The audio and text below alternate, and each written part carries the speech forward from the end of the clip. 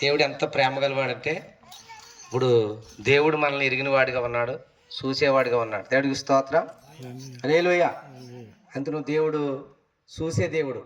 అంత నువ్వు ఒక ఆయన పెద్ద ఆయన పాట పాడారు ఏంటంటే, కొండలలో లోయలలో అడవులలో ఎడారులలో కొండలలో లోయలలో అడవులలో ఎడారులలో నన్ను గమనించినావా, నన్ను నడిపించినావా, నన్ను గమనించినావా, నన్ను గమనించినావా. యేసయ్యా, యేసయ్యా, యేసయ్యా, యేసయ్యా. నిన్నే నేనే కొలుతున్నయ్యా, నీవే నీవే నా రాజువయ్యా. దేవా నిన్నే నేనే కొలుతున్నయ్యా, నీవే నీవే నా రాజువయ్యా. యేసయ్యా, యేసయ్యా, యేసయ్యా. మరణ ఛాయలో వెలిసిన నీ ప్రేమ, నలిగిన బ్రతుకున కురిసిన నీ కృప. మరణ ఛాయలో వెలిసిన నీ ప్రేమ, నలిగిన బ్రతుకున కురిసిన నీ కృప. నన్ను బలపరిచినయ్యా, నిన్నే కనపరుచునయ్యా, నన్ను బలపరిచినయ్యా, నిన్నే కనపరుచునయ్యా. యేసయ్యా, యేసయ్యా, యేసయ్యా, యేసయ్యా. నిన్నే నిన్నే కొలుతున్నయ్యా, నా రాజువయ్యా. దేవా నిన్నే నిన్నే కొలుతున్నయ్యా, నీవే నీవే నా రాజువయ్యా. దేవుడికి స్తోత్రం. హల్లెలూయా. మరి దేవుడు మరి కొండ ప్రాంతాల్లో మరి ఇప్పుడంటే మీకు ఇంకా చక్కగా ఈ ప్రాంతం రోడ్లు కూడా ఉంటాయి, కానీ మరి పూర్వకాలంలో ఆ ఊర్లోనే కంకర రోడ్లు ఉండి మేము పుట్టినప్పుడు అండి. ఆ రోడ్లో అంటే నడిచినప్పుడు పడిపోతే మొక్క కొట్టుపోయి రక్తం మొత్తం బ్లడ్ కారిపోతూ ఉండేది. ఆ గొమ్మని తగ్గి కూడా కాదు, అప్పుడైనా మెడిసిన్ ఉండేది కాదు కదా, తగిలిన పెద్దోళ్ళు పట్టించుకునేవారు కదా మమ్మల్ని అండి. అవి మాడినప్పుడే మాడి, ఎందుకంటే రే నువ్వు తల కిందెట్టినాడరా చూసినాడాలే, కళ్ళు ఎట్టిన మీద నట్టున్నావు ఏంటి అని అండి. మరి ఈ రోజున మరి అప్పుడు మా ఊర్లో అయితే అన్ని సిమెంట్ రోడ్లు తార్ రోడ్లు పడ్డాయి. ఇప్పుడు మీకైతే ఇప్పుడు దేవుడు భగవంతుడు దేవుడి దేవల డెవలప్ జరుగుతూ ఉంది. దేవుడికి స్తోత్రం. ఎందుకంటే మన దేవుడు చూస్తున్న దేవుడు. ఆయన ఎవరో భూమి ఆకాశాలనే కలగజేసిన దేవుడు. మనందరికీ తండ్రి ఒక్కడే అని రాయబడింది. ఆ తండ్రి మన నుండి ఏం కోరుకుంటున్నాడంటే, మన నుండి ఆయన సావాసం కోరుకుంటున్నాడు. ఏం కోరుకుంటున్నాడమ్మా? ఆయన సావాసానికి పిలుస్తున్నాడు మనల్ని.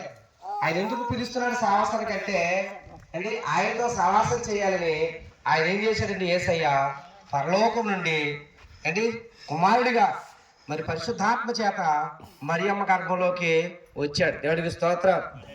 ఆయన ఎప్పుడైతే మరి పిల్లలు ఆయన భూమి మీద పుట్టి ఉన్నాడో, అప్పుడు తూర్పు దిక్కున నక్షత్రం ఉదయించింది. ఆ నక్షత్రం ఉదయించినప్పుడు మరి జ్ఞానులైన వారందరూ కూడా ఆయన ఎక్కడ పుట్టాడో అక్కడికి వెళ్ళాలని ఆశపడి మరి ఆయన్ని పూజించాలని మరి తపన పడినప్పుడు ఆ నక్షత్రం వాళ్ళకి ఏం చూపింది? దారి చూపింది. దేవుడికి స్తోత్రం. ఆ దారిని పట్టుకుని వాళ్ళు వచ్చారు. అప్పుడు యేసయ్యను పూజించగలిగారు. అలాగే దేవుడు అండి మనల్ని ప్రేమించి మనలందరి కొరకు పరలోకం నుండి లోకానికి వచ్చినప్పుడు ఆ జ్ఞానులు అయితే ఎలాగైతే పూజించడానికి వెళ్ళారో, అలాగే మనం కూడా దేవుణ్ణి పూజించడానికి అండి దేవుని పిల్లగా దేవుడు మనల్ని ఆయన పూజించాలని, ఆయన దగ్గరికి రావాలని ఆయన కుమారుడికి లోకానికి మన కొరకు యేసయ్య ఇచ్చాడు. ఎవరికి వచ్చాడు తల్లి? ఈ లోకానికి ఎలా వచ్చాడు? కుమారుడిగా వచ్చాడు. ఎందుకంటే మనము దారి తప్పిపోయిన వారు. ఎవరమ్మా? దారి తప్పిపోయాం మనం అండి. మనకు దారి తెలియని ఈ లోకంలో ఉన్నాం. ఏది సత్యమైనదో, ఏది అసత్యమైనదో, ఏది మంచో, ఏదో చెడ్డో తెలియని మాయలో పడిపోయాం. అందును ఒరే మంచిగా బ్రతకండి రా అని మన పెద్దోళ్ళు చెప్తారు. ఎందుకంటే మంచిగా బ్రతకపోతే ఏదో ప్రమాదంలో పడిపోతాం కాబట్టి. ఆ ప్రమాదము మనుషులందరగా మనకి ఒక ప్రమాదం ఉంది. ఏంటంటే ప్రభు చెప్పాడు, నేనే మార్గం, నేనే సత్యము, నేనే జీవం. కాబట్టి ఇదిగో మీ ఎదుట మేలు కలిగే మార్గం నేనే మీ ఎదుట ఉంచాను. మీరు మేలు కలిగే మార్గంలో నడుస్తారా లేదా కీడు కలిగే మార్గంలో నడుస్తారా?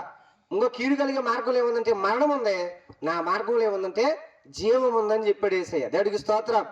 అందులో ఒక భక్తుడు పాట పాడాడు, జీవమైన యేసు మనకు ఉన్నాడు, జీవజల రుచులు మనకు చూపాడు, జీవమైన యేసు మనకు ఉన్నాడు, జీవజల రుచులు మనకు చూపాడు.